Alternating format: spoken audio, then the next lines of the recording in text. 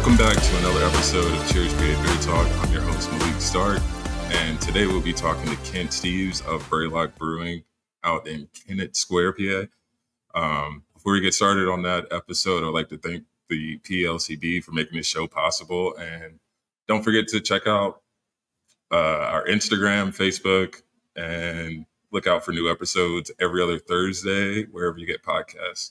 And without further ado, Kent Steeves. All right. Good to be here. How are you? Doing great. Recovered from the Happy Valley Beer Festival. Got a good night's sleep. Yeah. Good ready night's to go sleep. back at it. Yeah. Yeah. We just want to talk about Braeloch Brewing in itself. How'd you come up with that? I know we had talked a little bit. You said you and your wife own it. So Yep. When did you all start that? Yeah, we're 5 years old last March. We opened March 1st of 2019. So I don't know, you could say we're the lucky ones that had COVID as our 1 year anniversary. Yeah. Yeah. So we got through that business was starting to cut back in February 2019. We could tell the effects, and we had our anniversary celebration, and then I don't know what, we were shut down 10 days later or whatever here in Pennsylvania. So we all got through that crazy mess and just celebrated 5 years. So it was awesome. Yeah, it took us 3 years of business planning. Okay. And we were looking in Newark, Delaware, actually, originally, which is just over the border from where we are. Mm-hmm. And we just couldn't, we had to get the laws changed there. Like in most municipalities, the laws didn't know how to deal with a brew pub or a tap room. They knew restaurants. Got the laws changed there in Newark, but just couldn't find a place that seemed would fit. And then Kennett Square, some things became available in Pennsylvania to make it really attractive. Certainly didn't have to buy a liquor license, right, to open up here. And we've always loved Kennett Square. So we came up, we found this old building. It's built in 1903, and it was nasty. We actually went to try and buy it. And as we were trying to buy it, the landlord who does own it now was actually closing on it. Awesome landlord. We love our landlord. So I'm sure they're glad you're there. I mean, I don't think many people complain about a brewery being one of their tenants. So no, they don't. We caught it at the right time because the borough was just changing some of the laws to allow things like a brewery, but they didn't really know what to do. So we got in at just the right time before the final council meeting. And it took us a long time to open because we're so big here. We're over 9,000 square feet. The building has to be sprinklered. And so that's the first thing you have to do in construction is put sprinkler pipes in. But they didn't have water supply. So we were sitting here stuck. The borough couldn't give us enough water to run the sprinklers, but they required us to have sprinklers. Okay. So it took us 18 months from signing the lease till we opened. Oh wow. It was painful. So before you all opened Braeloch, were you brewing at another place, or was it the typical like home brewing and you're like, I can do this, so let's go with it? Yeah, I'm a typical on the story that I was a home brewer from around 2004. A little bit of a sad part, I was brewing with my brother because his son suddenly passed away, and his son was doing the home brewing. So I said, look, let's pick up what Josh was doing. Had some time with one of my brothers, and I've always loved beer. I'm an older guy, so I'm not coming into this as a 20-year-old. So call it like, I don't know, post-career. But I'm a business guy at heart that happens to love beer. So the two came together. I promised Amy that I wouldn't spend any retirement money, and she's like, "All right, let's do it then." So she's awesome. Amazing. Yeah, I did. Whenever we were at State College over the weekend, your wife wasn't there, was she? I don't think. No, she was back here. We got to run this place too. Yeah, you can't just. Everyone can't be away. That's right. Exactly. Yeah. Yeah. So you said that you all. I've got I have a weird background though. I started out in doing solid propellant rocket motors, and then really. Yeah, and then moved over, got a master's in business, and moved over to a place called W.L. Gore and Associates. A lot of people know the Gore-Tex fabrics, garments, like jackets, and so that's that company. And so that's who I was leading small businesses for a long time. Yeah, and then here we are. Yeah, I mean, I'm sure you know, like we talked about earlier, this is a 9th episode, and I always find that like people who had like a career before owning a brewery or brewing have been some pretty smart people. And I think did you say you built rockets? I got my bachelor's degree is actually in aeronautical and astronautical engineering, and specializing in solid propellant rocket motors. So yeah, it's pretty specialized. So I worked in solid propellant rocket motors and space motors and missile defense and Star Wars. Anyone who's old like me that remembers Reagan's day of Star Wars, we got into the Star Wars stuff pretty heavy. It was a lot of fun technology for a young guy, but it was unbelievably stressful. Yeah, I couldn't imagine that being easy. Yeah. I mean, I'm sure going in and brewing every day, or at least like overseeing that, is breath of fresh air. Then yeah, so at least rocket motors. You get to have some beer. It's way different. Love it. I love it though. What are you drinking now? We've got a block party here on Saturday. Our road here is called Birch Street, and we got a real credit to a neighboring business. We got a grant to redo the whole Birch Street. This is an old industrial street, and it's actually got a big curve to it because it used to have a railroad tracks running down the middle of it. And so they're doing the borough here is doing a groundbreaking ceremony on Saturday, and so we're with the Kennett Creamery as our neighbor, and so with them we're doing a big block party. So this is a block party 2024. It's a 5.5% hazy. That it got crashed yesterday, so I'm just drinking up on it. So we'll be us and the creamer will be serving that and selling it. So that's awesome. Yeah, that wasn't. I can't remember what all you bring out that I got to try. I know we shared, you brought a couple of bottles of, was that a stout that you had me that was? We did the can share the Friday night before, and we brought, we brought a pale ale called Variance Pale Ale. That's one of our staple beers, and Brickhouse Helles Lager. So at the beer fest, we were serving an indulgence, which is an imperial chocolate milk stout, 9.2%, and we were serving a new double hazy. We don't even have it on tap here yet. That was I think 8.4%. And then when those kicked, we switched over to something called Beer Hauler Juice, which is a hazy that we made we have a friend who has two pubs called Beer Hall Farmhouse and Beer Hall Townhouse. He just opened in Westchester. So we did a collab brew for James. And so we were serving that as well as our Brickhouse Lager. We figured a lager is a good thing for the second half of the beer festival up there to tune people down a little bit. Yeah. So I didn't see a lot of people trying a lot of the stouts there, but I am a huge fan. I make sure to mention it every episode. That love the dark beers. Yeah, we always have a dark beer on tap here all year. Okay. So yeah. So I assume that indulgence is what's on tap right now. Actually, right now, strangely, we are just finishing up indulgence here, and we have a Russian Imperial Stout, which is my favorite beer style of all times. And then we had a Schwartz beer taking us through winter, the black lager. And so we've got a Birch Street Porter that we will be putting on after probably, I think in about 4 weeks, we'll throw that porter on. And we'll have that porter, put it on nitro, carry that through the summertime till we get into the fall. Sweet. So, yeah, you got to come down and get a dark beer. Oh, yeah, I definitely will. I foresee myself being out near that area in the next couple of weeks. So, yeah, I'll definitely stop by. Worst case, come down to the Kennett Beer Festival. That's October 5th this year. That is right down the street from us. Oh, is it? Okay. It is a 4-minute walk. Yeah. And I think I mentioned to you, Maalik, we're going to do afterwards, I'm going to put a tent up on the side of our property and just have a brewers and owners tent, like post beer fest. We'll do a beer share. I'll put some beers on tap. And, just have us all like gathered together. So yeah. Yeah, I'll be there. No worries. You can come down and live broadcast from there. You can get all kinds of people coming through. Yeah, good, right.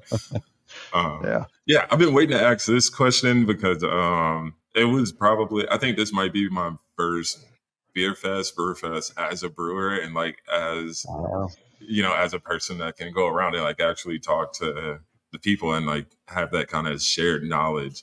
What is like, how is it for you? Like, I assume, you've been brewing since 2004 in some sort. So yeah, how has it changed in the last like 20 years? Oof, man, beer festivals, they were all the rage. If you go through the early 2000s through the early teens, I think they were going through a stage of getting kind of stale because they were just kind of the same thing, and everybody was trying to have them. They were losing their luster, in my opinion.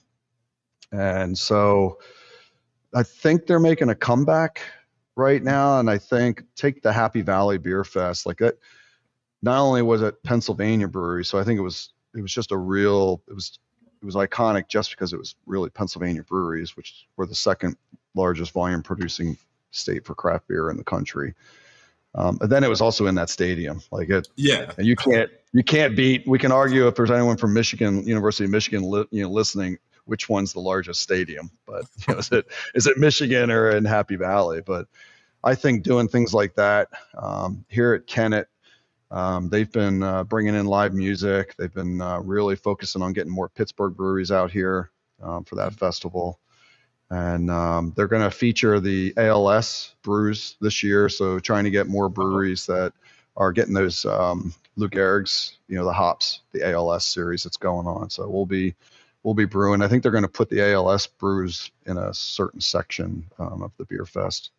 So, and we're going to do something a little different. I won't tell you right now what it is, but we're going to do something to change it up a little bit as well. Okay. So, yeah. Beer fest, I think for brewers, look at what you do, Maalik. Like they're fun to go to because you get to try different beers. If the brewers and owners are there, like it's amazing because you really get to network and find out what everyone's doing and what's working and what's not. I think that really makes a difference instead of getting. It's nothing against sales reps. I have one, but instead of getting sales reps or just somebody that's pouring, a friend that's pouring, they're not as fun. But they cost us a lot of time. Generally costs us a lot of money.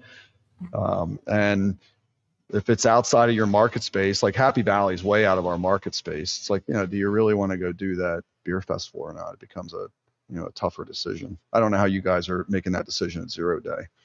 What are you guys doing? I mean, I try to stay out of everything that doesn't involve making the beer, or at least trying to help make the beer, because I'm not. Stay safe. Stay safe. I don't want to. Yeah, I don't want to bring up anything that someone didn't think about or someone's hashed on a few times. But the brewing process in general is what I like about it, and the beer part. So I mean, I'll never complain about that. Yeah, what's there to complain about? Brewing's a lot of work. I love brewing. I miss it.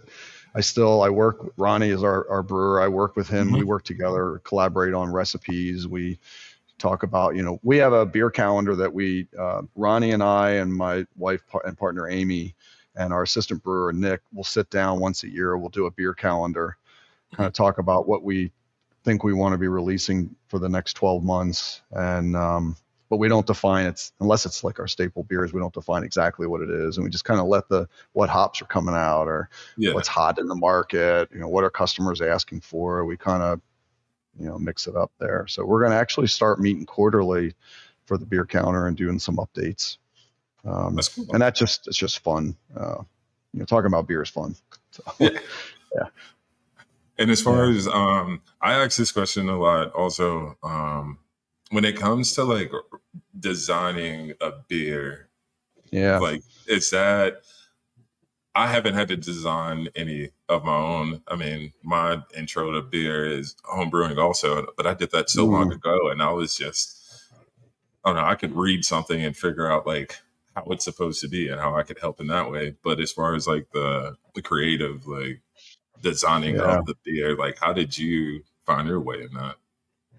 I think I probably started out a lot like homebrewers did back in that time period. And you got beers that you really like, craft beers that were out there. And you're like, okay, how did they make that? And you do some good research. There's some great people out there helping homebrewers figure things out. But if you fast forward to where we are here in the brewery, Ronnie and I are just constantly, all I do is listen to podcasts like what you're doing, hear what other breweries are doing, what are the tidbits they've learned. We're lucky to have people like it's the most recent, Vinny Chilurzo with Craft Beer and Brewing magazine. They have a podcast, and they were talking about probably a few months ago now. They're talking about pale ales and what they're doing. And we had a pale ale that we actually decided we want to change that recipe a bit. So we really sat down and said, all right, what do we want it to taste like? And it's just fun. That's just fun, sitting there and figuring out first what you want the customer to experience, and then how do you make it. I got one now, like we go to, there's a brewery, we were at the Craft Brewers Conference, I think it was in Minneapolis, and they poured their lagers, and the head on that lager was just, it was like a soft serve ice cream cone, just coming up and out of that glass. And so we're working now, like, all right, how are we going to change up our Helles lager so we can get an even creamier and creamier head on it. So we're researching that now. We're going to try, we have a couple things we're going to try. And then we do that, we'll put it on a side pull tap and see how it goes. Awesome, man. What's your, what would you say your favorite thing to make? If you know, I assume you like making everything because it's your brewery, but like still. So to make would be the most complex beers. I don't know, like a Russian Imperial, where you can just play with a lot of different malts and hops, and really challenging yourself for how many do you really need to add. I used to say the most difficult are lagers to make, because there's not a lot that goes in a lager, but man, they just, they'll hold up space for so long. They tie up tanks that you can hide nothing behind them. You can't be, sneaky at all. I will say Ronnie has done a great job. We spend a lot of time figuring out when we're doing all these hazies, how do you maintain the profile of what you want on the nose all the way through. And of course we're always trying to we're a 10-barrel brew house. So you try to time how much do you put in cans? How much do you leave on draft? How do you keep it as fresh as possible? How do you maximize the use of, the hops? Cause they're still, although the prices are coming down, they're still, as you know, really expensive. Like we've just experimented with Incognito and, what's the other product? Another one similar to that. Names escape me right now. We're playing around with those just to see how we can get even more hop essence with all those oils. And at the same time, maybe get higher yield, so you save some cost. Spectrum. So Spectrum and Incognito, those two have been for some of our hazies we've been experimenting with. We've been really happy with them. Awesome. Making a big difference. So yeah, it's cool. Yeah, I didn't dabble in a lot of the hazies and IPAs while I was there, but I mean, it's hard to say no to like trying a bunch of different beers. I mean, at least a sip of them. Like I could stay there and drink your stout the entire time, but I think everyone would have had an issue with that. But I like at the beer fest, there were so many hoppy beers. I was losing my palate a little bit towards the end. Oh, really? So I just went for, and there weren't that many dark beers, as you know, there at the fest. So I just started going for lagers towards the end. It's like, I just need to mellow out my palate. So yeah, I can't beat a good lager. So, and you said you got a Russian Imperial Stout on the way. So I know that I like those beers, and I have yet to make one. Like what really goes into that? Like for the Russian Imperial part, like is that the barrel aging part of that, or what? Now you're challenging me on recipe memory, but to me in the Russian Imperial is you're starting with the grain bill. You want to get the right mix of grain, so you're getting all the. I like to get a little bit of coffee roastiness in our Russian Imperial, but you can't go overboard, because then you start getting like this, I don't know, I'll call it tannins for lack of a better term, or just a bite that you're really not, you're looking for a bite to me more in the hops than you are in the malt. The malt's what's bringing just these, I like a little bit of raisin character in it, and and then a little bit of that coffee character, not so much chocolate. So we'll stay away from like a chocolate malt or anything on that. Yeah, and then you're playing around with the hops just to see how you get that right amount of bitterness. And in that case, we'll just put that on tap. We do have it. We've just started really doing a barrel program. We just bought a 2-barrel uni tank. So we can take these wood barrels. We've got 3 sitting over here in the tap room that actually they have indulgence in them. And we can throw them into that 2-barrel uni tank and just process 1 barrel at a time. Because putting them in a 10-barrel bright tank, it's too much headspace. You can't get above the carb zone. So we'll really start picking up. And right now we've got a bourbon barrel. I love rum, so if you could do it in a rum barrel. But one of them is an interesting one. I forget who the distillery is, but they did it's bourbon, and then they did syrup and drained it.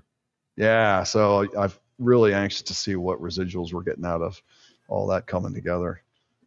Yeah, I haven't heard of a lot of places doing anything in rum barrels, or at least I haven't paid attention to it. It's usually bourbon and the whiskey barrels, stuff like that. Yeah, bourbon and whiskey's the common. Rum. So tequila seems to be a lot of people talking about. So I'm anxious to try a tequila, maybe with a lighter beer, just to see what flavors we get out from a tequila.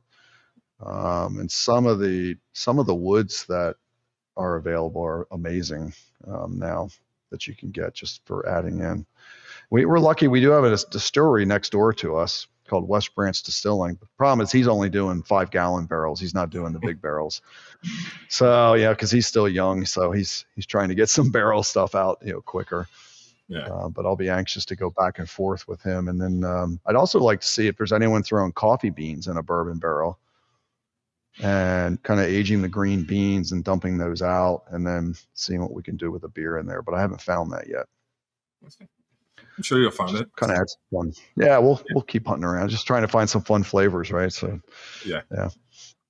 Right. So with Braeloch, what is what do you want people to know about Braeloch itself? Like whenever they come into your tap room. Yeah, we've got what we want people to walk in is that they're walking in, and it does happen a lot. We're lucky here. The space is really cool. The building was built in 1903. It was originally a trolley barn for the electric train cars that ran through the borough. And then it became a Mushroom Growers Association building. And we're the mushroom capital of the world here in Kennett Square. And then after that, it was just a business that actually repaired and was cleaning fire garments. And then we're the fourth tenant. But what we want is people to come in. It's their community living room. You come in here and you can just have a good time, just like most tap rooms. Come in and just forget about life. We're pretty hardcore though, like no politics. Politics stay at the door. We've had some friends running in politics. They want to do an event here. We're like, no, we're just not going to do it. Like, people don't come here because they want to get more politics shoved in their face. And so it's, in a sense, we try to play Switzerland. It's not because we don't have opinions. It's just that we don't really want people coming here and they have to hear more of that. They can just come here and just be themselves. We have a 78-foot long bar. It's got a lot of kind of curves and corners on it because we wanted so many people love to sit at a bar. And so if you're sitting at a corner, you can kind of talk to somebody else you might not talk with. And if otherwise they can sit at tables. All our tables are kind of different. It's like a mishmash of tables, some of it's old, some of it's new. So, and then we have a beer garden outside. It's we're about 6,000 square foot in the beer garden right now. Okay. So yeah. So it's just come, relax, forget about life, have great beer. That's what we hope. Like others that you've interviewed, we carry everything through except we don't do any mixed drinks. We're not a bar. We do sell RTDs. We have a 2-cylinder slushy machine.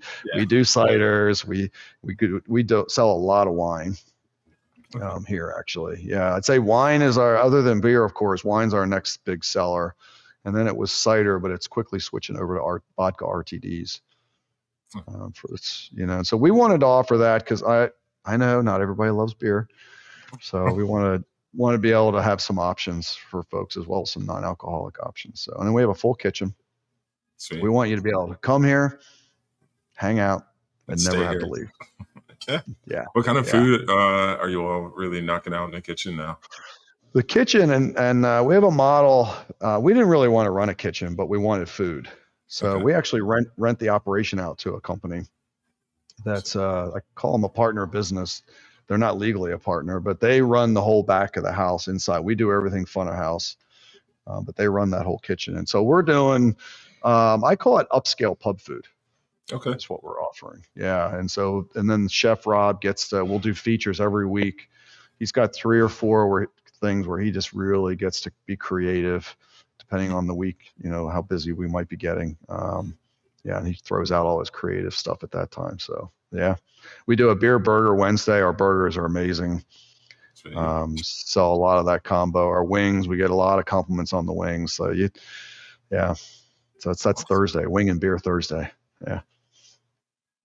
So yeah, it's a good mix, but it's upscale pub food. It's probably the best way to do it. Like a lot of breweries in Pennsylvania, right? Yeah, I mean, it's hard to. A lot of places have pretty good beer, pretty good food, so that seems to go pretty hand in hand. Yeah. You just don't want food. You don't want terrible food because you want it to complement the beer or vice versa. And you want it where our ultimate goal was, of course, they're going to come here because the beer is good and the place is cool. And then we wanted over time to include that the food's also really good, so that'll also attract some people in that might not normally go. And we have Longwood Gardens like a couple miles up the road here. So, that's got visitors from all over the world. So we're in their neighbor program. And so we get a lot of visitors that they need something to eat before they go to Longwood or after they left Longwood. And so they'll come here and then they'll experience the place here. So we're lucky to have them as a neighbor. Yeah. Well, I can't wait to come out there, even though I've had your beer. Super good, man. Like I said, it's awesome. I appreciate it. When I went back with my little cup, it was like, oh, you didn't bring enough for everyone. And I was like, if I brought, it wouldn't have made it in the first place. So thanks for hopping on this for sure, man. Oh, thanks yeah. for doing it. Yeah, I love it. So I love what you guys are doing and appreciate everything. Yeah, it was great meeting you in State College at our, I'll call it our little brewers meeting upstairs at Anti-Fragile. Sharing some beers and some good times. So it was really good. Yeah. And I look forward to seeing you out here at the Kennett Beer Fest. Oh, yeah. I'm going to be there. Yeah. 100%. That'd be awesome. Yeah. Cool, man. Thanks. Yeah. Thanks again. And you got it. Thanks, everybody, for tuning in and listening. Again, this is Kent Steeves of Braeloch Brewing. And look out for new episodes every other Thursday. Cheers. Yeah. Cheers, everyone.